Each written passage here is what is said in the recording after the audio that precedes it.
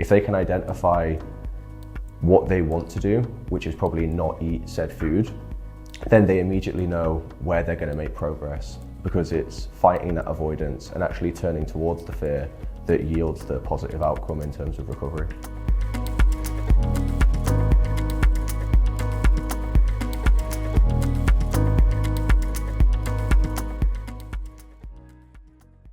You might have heard of eating disorders such as anorexia and bulimia, but what about orthorexia? In this video, we're talking to a Priory expert about the causes, symptoms, and treatments. Joining me today is Charlie Carroll, a therapist at Priory Wellbeing Centre, Manchester. Hi, Charlie. So to start off with, what is orthorexia? Orthorexia is a group of symptoms that are characteristic of eating disorders. Orthorexia focuses around healthy eating and eating in an obsessive or overly detailed manner around food purity. So it may include only eating what one considers to be the right foods as they define it. So what might some of their food habits look like? They will be intensely selective and picky around the ingredients in the foods they eat. The food types themselves may be demonized and simultaneously raised and put on a pedestal. That may refer to specific foods in terms of the object, i.e., fruits, vegetables, avocados, for instance, are often buzzed on social media as being very good. Equally, it may be attached to the nutritional respective subtypes, i.e., kind of carbohydrates, fats, proteins, an intense resistance to carbohydrates. And the tricky thing is that it does often connect with an underlying truth taken to an extreme. For instance, carbohydrates might be very bad for people in excessive quantities, especially in relation to their weight and the health of their pancreas and diabetes. However, the orthorexic person takes that germ of truth and then extrapolates from it and connects it with multiple different outcomes in their health, which don't correlate accurately anymore. So with those attitudes and those habits, what social or behavioural changes can we pick up on? The social and behavioural changes will tend to be centred around avoidance. They may also include very monotonous tracking of everything that enters their body from a nutritional standpoint, even to the degree of selecting for certain types of water, alkaline water for instance, and may refuse to drink anything else. This will often be accompanied by noticeable changes from family and friends, and may impact, I guess, most noticeably eating out, as most of the time eating out, while there will be ways to track and monitor what you are putting in your body, they're not going to have the same degree of influence that they would have if they prepared something under their own set of conditions in their home. And in addition to all of that, are there any other physical or psychological symptoms that you can look out for? Yes, there can be a range of physical symptoms which usually involve a degree of restrictiveness that comes about not intentionally but rather through circumstance. When somebody is so stringent with what they're willing to put into their body and refuse to put into their body the vast majority of things which they perceive to be impure, then it's very common for them to become deficient over time in certain key nutritional values, despite the fact that that's the very thing that they're striving towards. And how can you tell the differences between someone just trying to eat healthy in a normal sense and someone who might be experiencing orthorexia? The intensity with which they're performing the behaviour. For an example, you might see an athlete who is eating the right foods with respect to a goal that they're striving towards. However, in orthorexia, there is a very intense anxiety that's attached to all things eating in terms of their behaviours, their patterns, the type of foods, where they eat them, who they eat them with. And any disturbance to it is met with great resistance and emotional agitation. Whereas, generally speaking, when orthorexia isn't in the equation, one will be more casual and laid back about the fact that they are eating the right foods. They're eating the right foods because they're choosing to eat the right foods, as opposed to the right foods choosing them and not being in control anymore.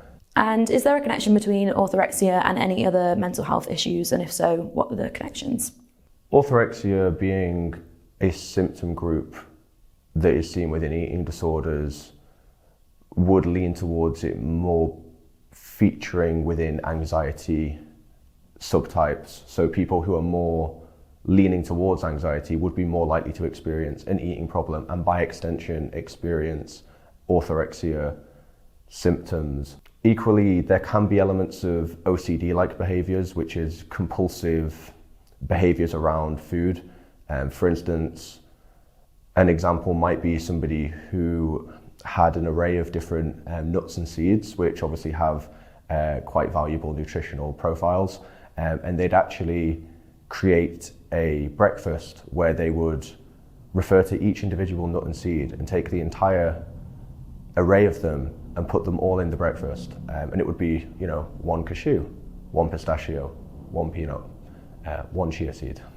And they'd put all of them into their breakfast every single morning. And if they didn't have access to that wide array of nuts and seeds, then they'd be incredibly, incredibly anxious and would often refuse to eat breakfast at all. So what kind of factors can contribute towards someone developing this type of mindset?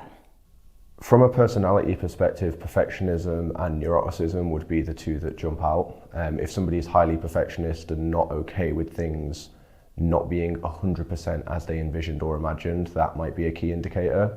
Equally, someone actually having previously had a health scare can be a surprising indicator, especially if they've had any trouble with their digestive tract, stomach issues, bowel issues, type 1 diabetes even, and then they maybe achieve some symptom improvement via a certain way of eating, and then from that take that mindset and attitude right through to its extreme and try to control every aspect of their physical health and mental health and general life via their nutritional intake. And do you think there's any issues from social pressures or social media that can lead to this? Yes, absolutely.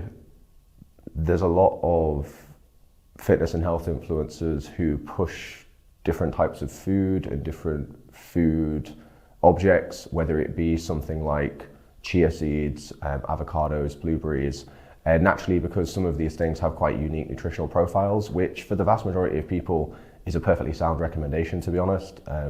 Generally speaking, in the population, we suffer from an undereducation around health and fitness. That's why this is really tricky, because a lot of this content will maybe be picked up by somebody with orthorexia, and then they'll apply it in an unhealthy way, which then makes the message unclear, but that's not the initial intention of the message, if that makes sense.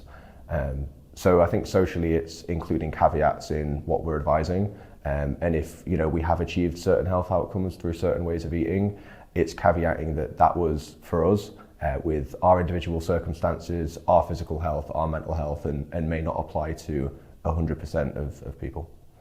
And for those with orthorexia, how can they cope with triggers? For example, being faced with a trigger food in certain restaurants or things like that.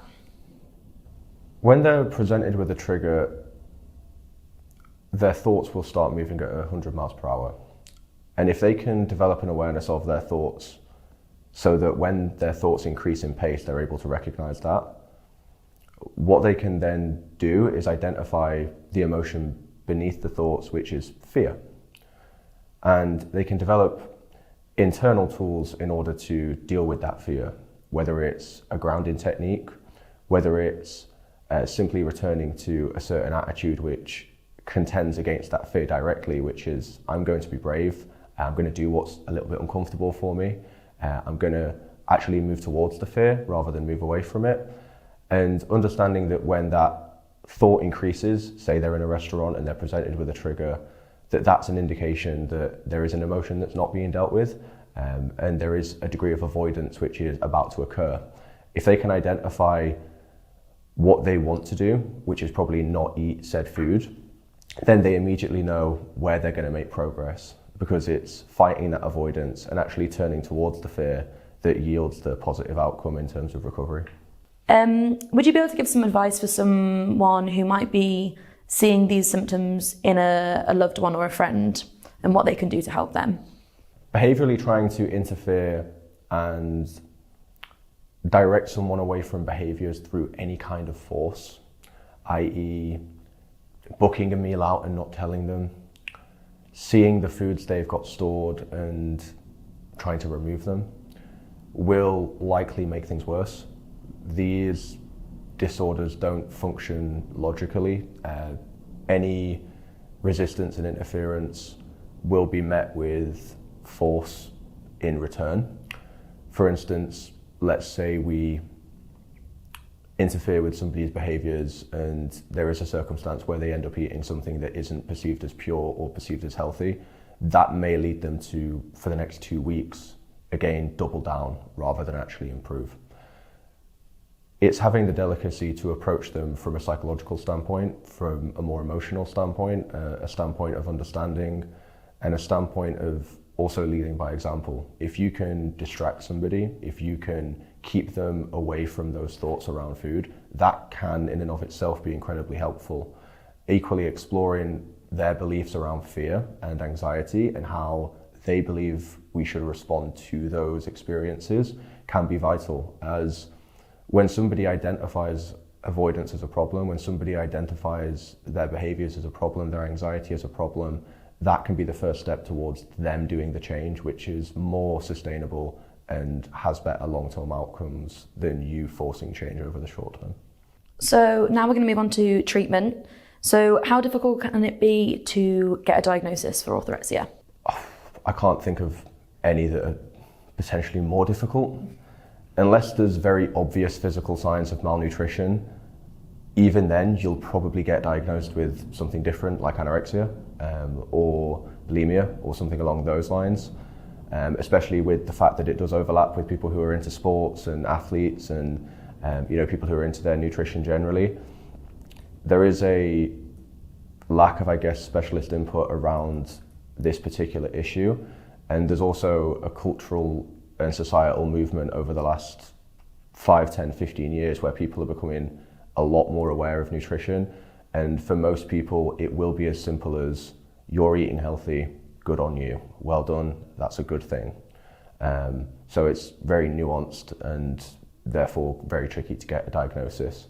I think it's trying to flag the intensity of the anxiety that underlies the behaviours as the indicator of it, rather than the behaviours themselves. Otherwise, you enter into a situation where there's a bit of a smokescreen, as many people these days have apps such as MyFitnessPal or nutrition tracking mechanisms, and they're not using them necessarily unhealthily. They just want to run a marathon or want to gain shape, and that's okay. What treatments are usually available for something like orthorexia? For orthorexia, there's a range of different treatments. Predominantly a form of psychotherapy would be the way to go, likely with somebody who has an insight and knowledge of eating disorders generally, and hopefully some experience with orthorexia as well, if possible. Equally, nutritional and dietary input can be valuable from, say, a dietitian. That may be difficult as it is met with resistance, but if there is extreme malnutrition, then that can be very vital as well in order to get somebody physically healthy. Then they can attend sessions and hopefully receive interventions from a psychotherapeutic point of view, whether it's cognitive behavioral psychotherapy or psychodynamic and humanistic, etc. There are different therapies that will be able to tackle eating disorders, and there are therapies from different modalities that will be specialised in eating disorders, which may all be able to help somebody get over this. Thank you. If you found this video useful, then please give it a like and a share so this can get to people who might need to see it. And for more content like this, please subscribe to the Priory YouTube channel. Thanks for watching.